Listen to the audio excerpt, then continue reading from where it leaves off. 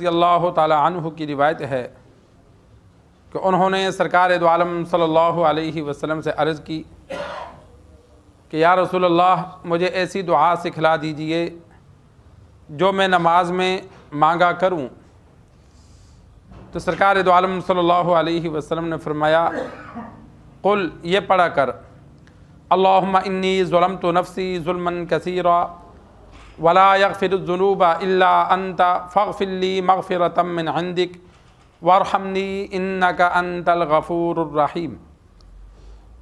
سرکار دو عالم صلی اللہ علیہ وسلم نے ابو بکر صدیق رضی اللہ تعالی عنہ کو ایک جامع دعا سکھلائی کہ اللہم انی ظلمت نفسی ظلما کثیرا، یا اللہ میں نے اپنے اوپر بہت زیادہ ظلم کیا ہے، میں نے بہت گناہ کیے ہیں۔ ولا یغفر الذنوب الا انت، گناہوں کو آپ ہی کی ذات معاف کرنے والی ہے۔ فاغفر لی مغفرۃ من عندک وارحمنی، اپنی جانب سے مجھے معاف کر دیجئے، مجھ پہ رحم کیجئے۔ انک انت الغفور الرحیم، بے شک آپ بڑے معاف کرنے والے اور بڑے مہربان ہیں۔ تو یہ دعا سرکار دو عالم صلی اللہ علیہ وسلم نے ابو بکر صدیق رضی اللہ تعالی عنہ کو سکھلائی۔ اس کے علاوہ جو احادیث میں قرآن مجید میں دعائیں ہیں، کوئی بھی دعا انسان پڑھ سکتا ہے، مانگ سکتا ہے، اور زیادہ دعائیں بھی کر سکتے ہیں۔ امام کے لیے منع ہے کہ وہ نماز میں دعائیں پڑھے، اس لیے کہ نماز لمبی ہو جائے گی اور مقتدیوں میں بعضوں کو جلدی ہوتی ہے، بعض بوڑھے ہوتے ہیں، بعض بیمار ہوتے ہیں۔ امام کے لیے منع ہے۔ البتہ اکیلے انسان فرض نماز پڑھے، سنتیں پڑھے، نفل پڑھے تو انسان سجدے میں دعائیں پڑھ سکتا ہے۔ سجدے میں سبحان ربی الاعلیٰ 3 بار 5 بار پڑھنے کے بعد جو عربی کی دعائیں اسے آتی ہیں، قرآن و حدیث میں جو موجود ہیں، سجدے میں مانگ سکتا ہے۔ سجدوں کے بعد اتحیات کے بعد درود شریف پڑھ کے اس کے بعد ہم ایک دعا پڑھتے ہیں، ہماری عادت بنی ہے۔ ایک دعا نہیں، جتنی دعائیں آتی ہیں وہ انسان وہ پڑھ سکتا ہے۔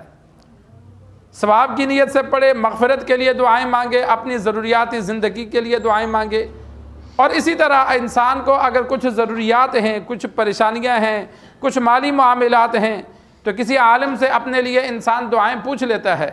سرکار دو عالم صلی اللہ علیہ وسلم سے ہر مسئلے کی دعا موجود ہے، جو آپ صلی اللہ علیہ وسلم خود پڑھا کرتے تھے، جو امت کو سکھلائی۔ ہر عمل کے لیے دعائیں موجود ہیں، تو وہ دعائیں جو آپ صلی اللہ علیہ وسلم نے امت کو سکھلائیں تو وہ دعائیں یاد کر لے۔ مثال کے طور پر مقروض ہے تو دعا ہے اللہم اکفنی بحلالک عن حرامک واغننی بفضلک عمن سواک۔ امام ترمذی رحمہ اللہ نے اس حدیث کو نقل کیا کہ جو بندہ یہ دعا کثرت سے پڑھتا ہے، پہاڑوں کے برابر بھی قرض ہو تو اللہ ادا کر دیتا ہے۔ تو اس طرح کی جو دعائیں ہیں، تو جو بندہ مقروض ہے وہ یہ دعا کثرت سے نماز میں پڑھے، سجدوں میں 3 بار 5 بار پڑھے، اتحیات کے بعد درود شریف کے بعد جہاں ربنا آتنا رٹی ہوئی ہے وہاں یہ دعا 10 بار 12 بار پڑھے۔ تو نماز کے اندر جب ہم مانگیں گے تو اس کا اجر اور اس کا تعلق اللہ سے زیادہ ہوتا ہے۔ چلتے پھرتے پڑھیں گے وہ بھی دعا ہے، لیکن جو دوران نماز مانگی جائے گی سب سے زیادہ انسان اللہ کے قریب سجدے میں ہوتا ہے۔ تو جب قریب سے جو بات کی جائے تو وہ زیادہ قبولیت کا امکان ہوتا ہے۔ تو ایسی دعائیں، جس طرح کسی کو دشمن سے ڈر ہو اس کے لیے دعا موجود ہے۔ کئی ملازمین آ جاتے ہیں، جی مالک کی جانب سے خطرہ ہے نکال دے گا، یا لوگ تنگ کرتے ہیں تو اللہم انا نجعلک فی نحورہم ونعوذ بک من شرورہم، یہ دعا ہے۔ پڑوسیوں کے شر سے، بڑوں کے شر سے، کسی بھی دشمن کے شر سے بچنے کے لیے اس دعا کو جو بندہ کثرت سے پڑھتا ہے اس نیت سے کہ یا اللہ ان لوگوں کے شر سے مجھے محفوظ رکھ، تو اللہ اس کی حفاظت فرماتا ہے۔ کئی لوگوں کو یہ عمل بتلایا کہ ان کی نوکریاں چھوٹنے والی تھیں، لیکن جب انہوں نے یہ دعا کثرت سے پڑھی تو اللہ نے بڑوں کے دل میں رحم ڈال دیا۔ دل تو اللہ کے کنٹرول میں ہے، جدھر چاہے وہ پھیر دے۔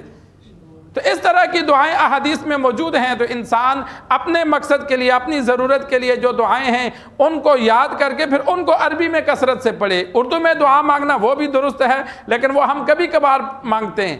لیکن نماز تو ہر وقت جو پڑھتا ہے تو وہ سجدے میں، اتحیات کے بعد تو کوئی بھی دعا مانگ سکتے ہیں۔ تو یہ سرکار دو عالم صلی اللہ علیہ وسلم سے بہت سی دعائیں موجود ہیں، ان میں سے ایک دعا کا ذکر تھا کہ ابو بکر صدیق رضی اللہ تعالی عنہ کو سکھلائی۔ تو یہ دعائیں اللہ تبارک و تعالی سے مانگنے کا ایک ذریعہ ہے، جتنی کثرت سے مانگیں گے اتنا ہمارا فائدہ ہوگا۔ اللہ سے دعا ہے اللہ ہمیں دین سیکھ کر سمجھ کر عمل کرنے کی توفیق عطا فرمائے۔